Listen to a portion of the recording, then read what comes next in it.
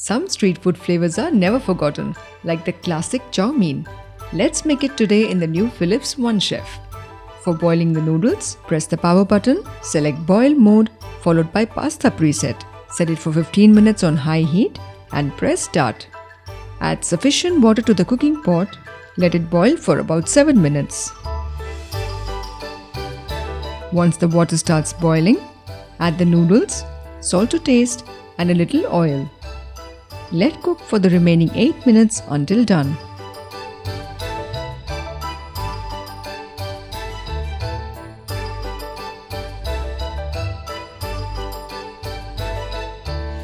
Strain the noodles and keep aside.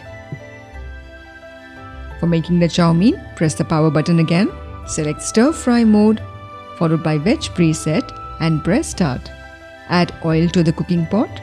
Once it's hot, add chopped ginger, garlic, green chilies and saute for about 2 minutes. Now add the onion, carrot, capsicum, cabbage and cook for 2 more minutes.